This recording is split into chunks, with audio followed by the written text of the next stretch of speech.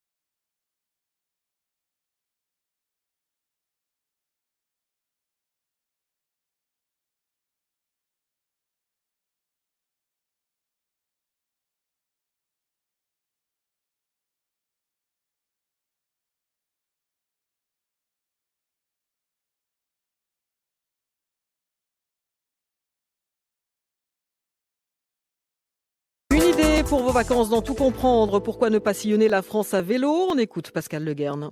L'an passé, plus de 7,7 millions de touristes ont sillonné l'Hexagone à vélo. Si vous aussi, vous avez envie de troquer la voiture ou les transports en commun pour un 2 roues sans moteur, eh bien, nous allons vous donner quelques conseils avant d'enfourcher le vélo. Avec nous, Francis Legros, bonjour. Bonjour. Vous êtes président de France Vélo Tourisme. C'est une association, c'est aussi un site internet pour organiser vos vacances à vélo.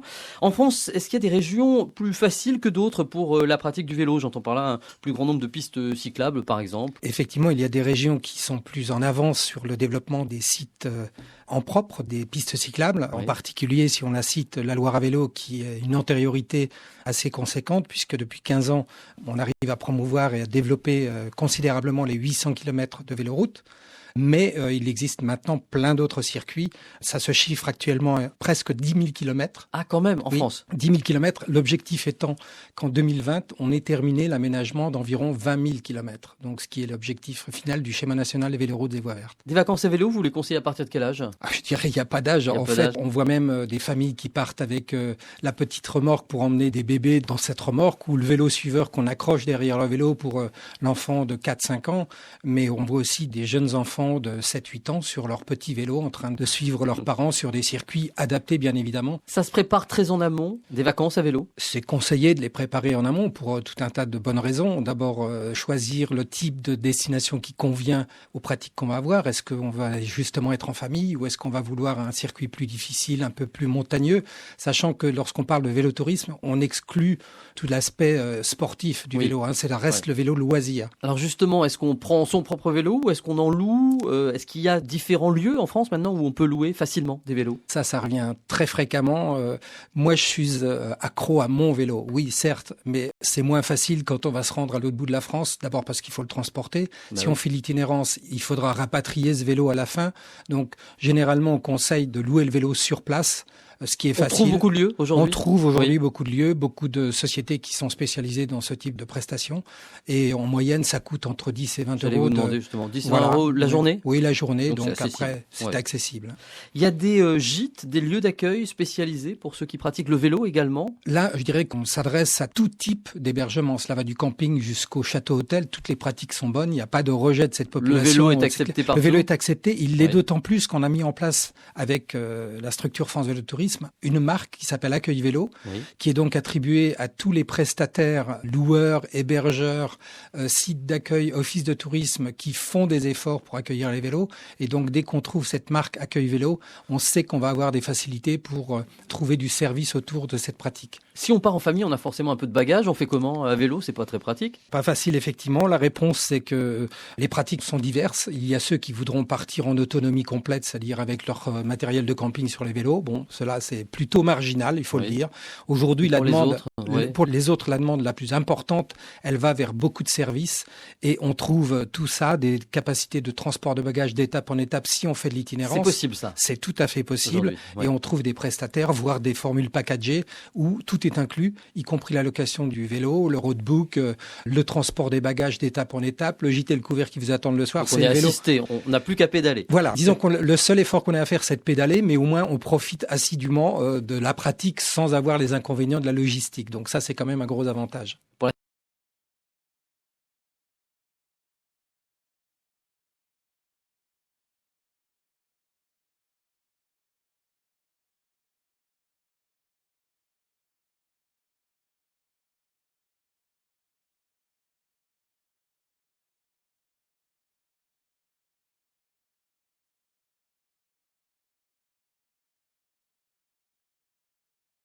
Une idée pour vos vacances dans Tout comprendre. Pourquoi ne pas sillonner la France à vélo? On écoute Pascal Le Guern.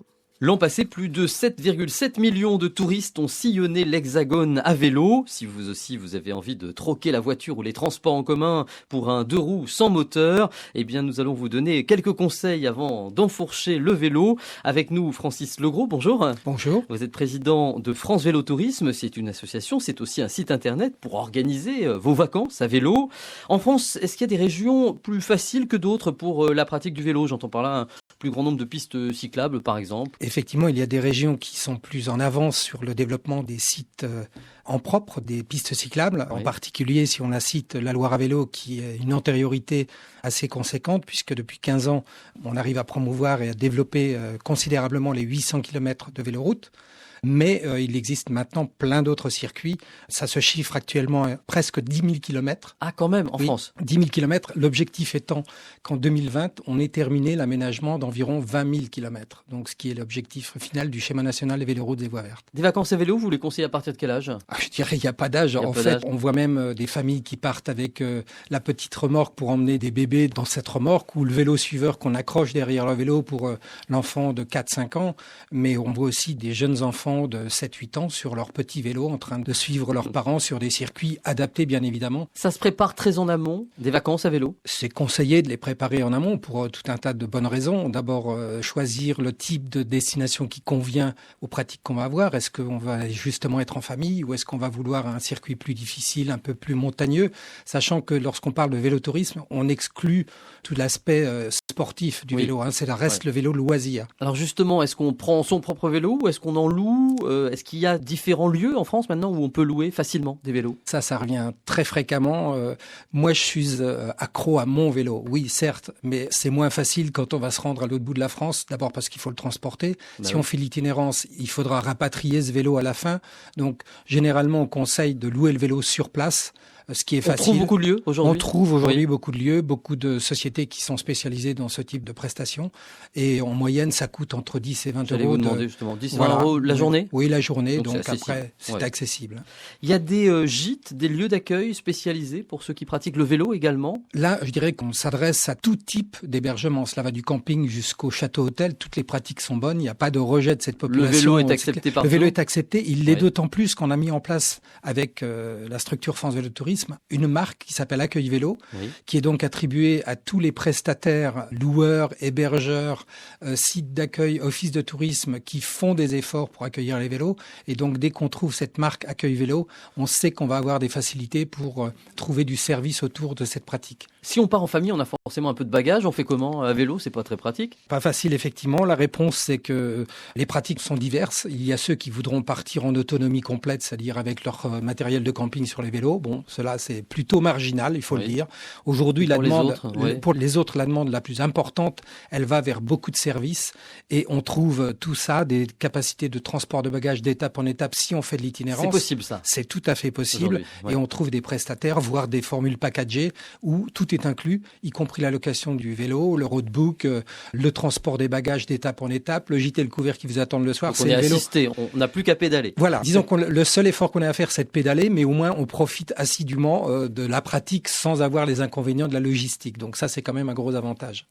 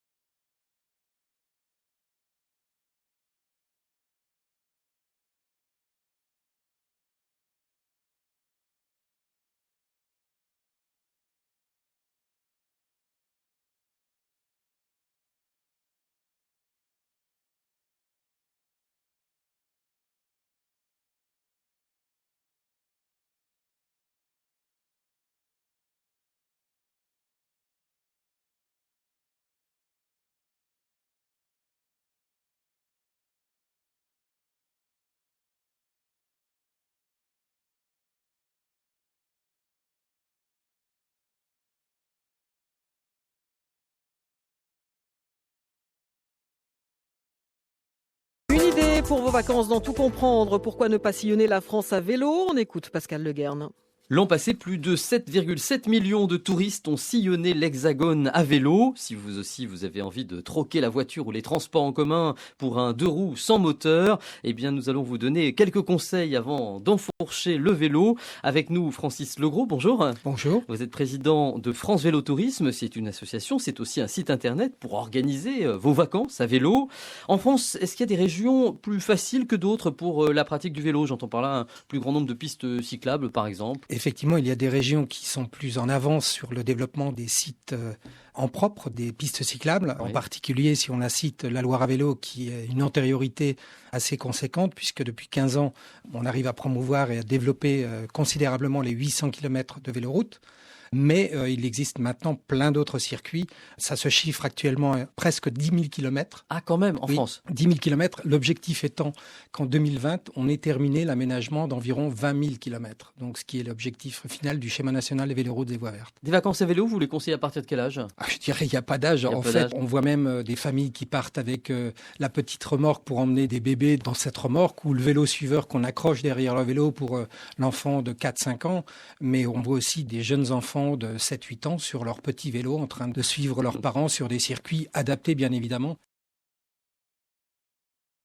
Prépare très en amont des vacances à vélo? C'est conseillé de les préparer en amont pour tout un tas de bonnes raisons. D'abord, choisir le type de destination qui convient aux pratiques qu'on va avoir. Est-ce qu'on va justement être en famille ou est-ce qu'on va vouloir un circuit plus difficile, un peu plus montagneux?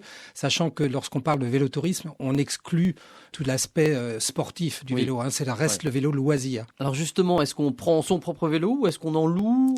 Est-ce qu'il y a différents lieux en France maintenant où on peut louer facilement des vélos? Ça revient très fréquemment. Moi, je suis accro à mon vélo. Oui, certes, mais c'est moins facile quand on va se rendre à l'autre bout de la France. D'abord parce qu'il faut le transporter. Si on fait l'itinérance, il faudra rapatrier ce vélo à la fin. Donc, généralement, on conseille de louer le vélo sur place.